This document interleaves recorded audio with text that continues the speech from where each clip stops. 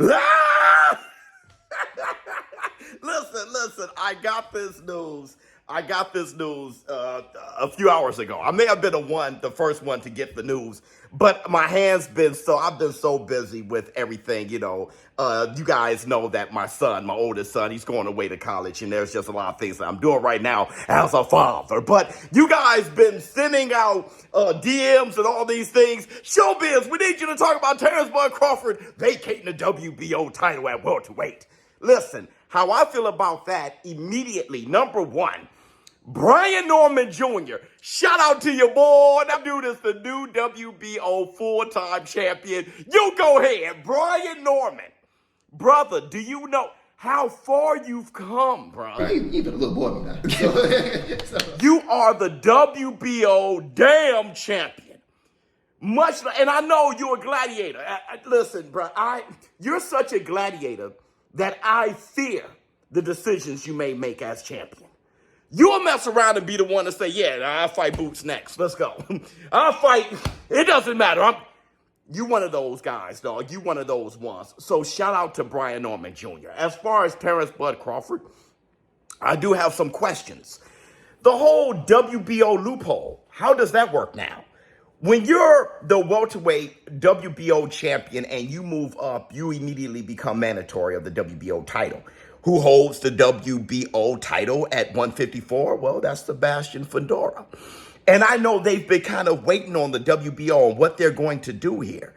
Sebastian Fedora, he couldn't get stripped, right? Because you can't strip Sebastian Fedora, or you can't even force a mandatory on Sebastian Fedora right now because he's suspended until September. When you're suspended, end of September, I think, when you're suspended for injuries, medical reasons, you cannot force a mandatory on a fighter and you cannot strip them.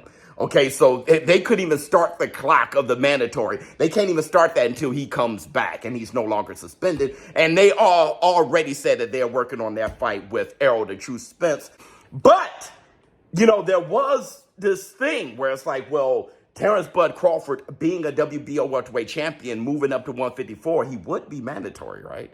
And if Sebastian Fedora doesn't satisfy his mandatory, then he'll be stripped. Well, with the loophole kind of being gone now that Terence Bud Crawford has vacated the WBO title at welterweight, is he no longer the mandatory? Is he no longer ranked? I'm waiting for the WBO to update their website. I need to know how the rankings are working now. Is Terence Bud Crawford, is he still going to be mandatory once Sebastian Fedora is released from his suspension? It seems like he's fine, but the suspension is still there.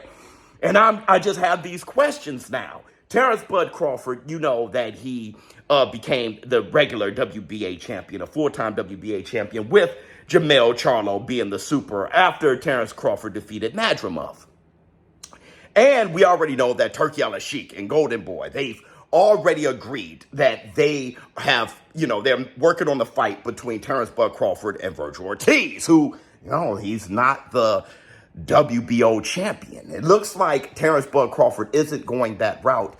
And what I'm saying is, I'm not sure if the loophole works now that he vacated the welterweight title.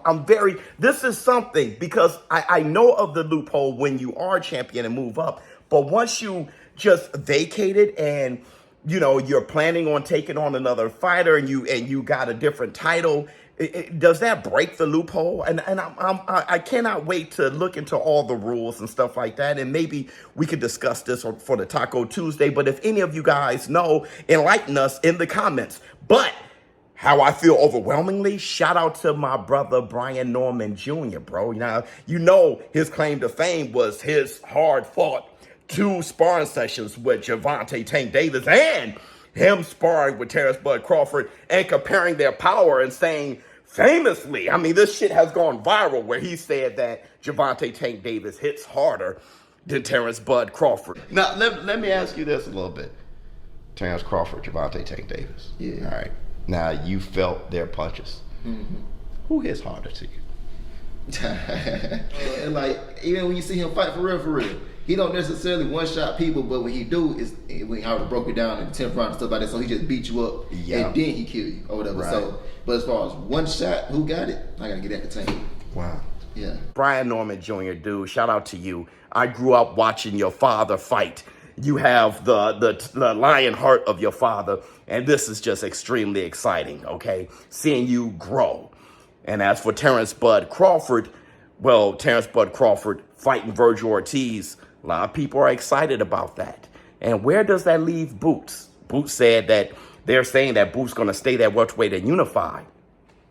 We don't know how big of the fights there are there, but Brian Norman Jr. versus Boots, that would be diabolical. Let me know how you feel in the comments below. ShowBizz, I'm out.